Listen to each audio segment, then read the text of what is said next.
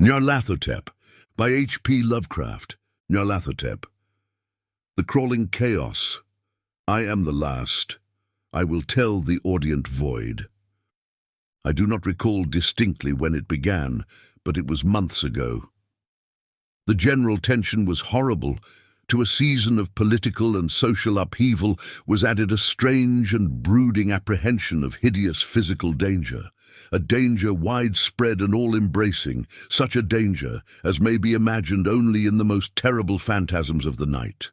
I recall that the people went about with pale and worried faces and whispered warnings and prophecies which no one dared consciously repeat or acknowledge to himself that he had heard.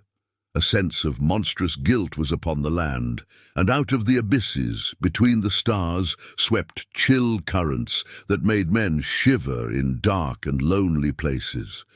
There was a demoniac alteration in the sequence of the seasons. The autumn heat lingered fearsomely, and everyone felt that the world, and perhaps the universe, had passed from the control of known gods or forces to that of gods or forces which were unknown, and it was then that Nyarlathotep came out of Egypt. Who he was, none could tell, but he was of the old native blood, and looked like a pharaoh.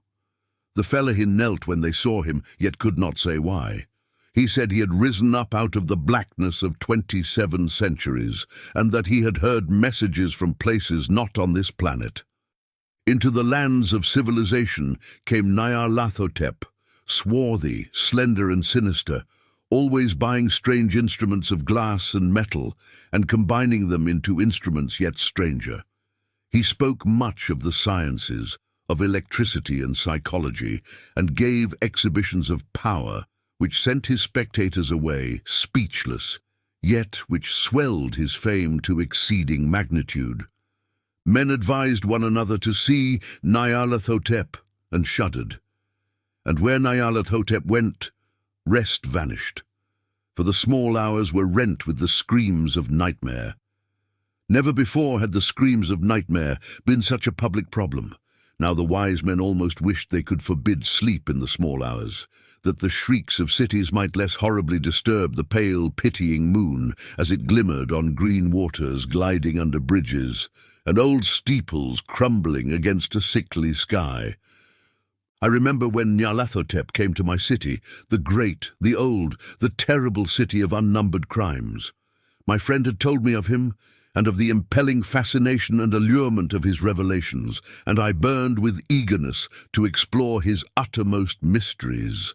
My friend said they were horrible and impressive beyond my most fevered imaginings, that what was thrown on a screen in the darkened room prophesied things none but Nyarlathotep dared prophesy, and that in the sputter of his sparks there was taken from men that which had never been taken before, yet which showed only in the eyes. And I heard it hinted abroad that those who knew Nyarlathotep looked on sights which others saw not. It was in the hot autumn that I went through the night with the restless crowds to see Nyarlathotep, through the stifling night and up the endless stairs into the choking room. And shadowed on a screen, I saw hooded forms amidst ruins and yellow evil faces peering from behind fallen monuments. And I saw the world battling against blackness, against the waves of destruction from ultimate space, whirling, churning, struggling around the dimming, cooling sun. Then the sparks played amazingly around the heads of the spectators, and hair stood up on end, whilst shadows more grotesque than I can tell came out and squatted on the heads. And when I, who was colder and more scientific than the rest, mumbled a trembling protest about imposture and static electricity, Nyarlathotep drave us all out, down the dizzy stairs, into the damp, hot, deserted midnight streets. I screamed aloud that I was not afraid, that I never could be afraid, and others screamed with me for solace. We swear to one another that the city was exactly the same and still alive. And when the electric lights began to fade, we cursed the company over and over again and laughed at the queer faces we made. I believe we felt something coming down from the greenish moon, for when we began to depend on its light, we drifted into curious, involuntary formations and seemed to know our destinations, though we dared not think of them. Once we looked at the pavement and found the blocks loose and displaced by grass, with scarce a line of rusted metal to show where the tramways had run. And again we saw a tramcar, lone, windowless, dilapidated, and almost on its side. When we gazed around the horizon, we could not find the third tower by the river, and noticed that the silhouette of the second tower was ragged at the top. Then we split up into narrow columns, each of which seemed drawn in a different direction. One disappeared in a narrow alley to the left, leaving only the echo of a shocking moan. Another filed down a weed-choked subway entrance, howling with a laughter that was mad.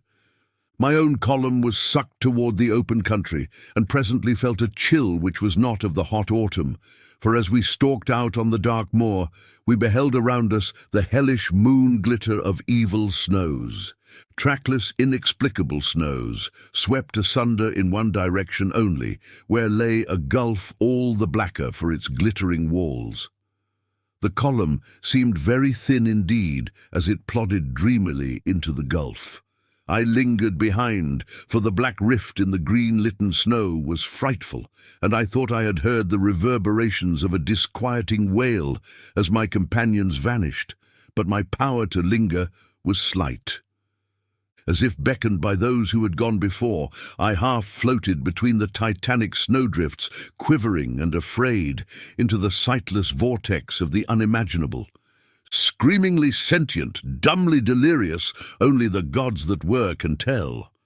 A sickened, sensitive shadow writhing in hands that are not hands, and whirled blindly past ghastly midnights of rotting creation, corpses of dead worlds with sores that were cities, charnel winds that brush the pallid stars and make them flicker low, beyond the world's vague ghosts of monstrous things, half-seen columns of unsanctified temples that rest on nameless rocks beneath space and reach up to dizzy vacua above the spheres of light and darkness.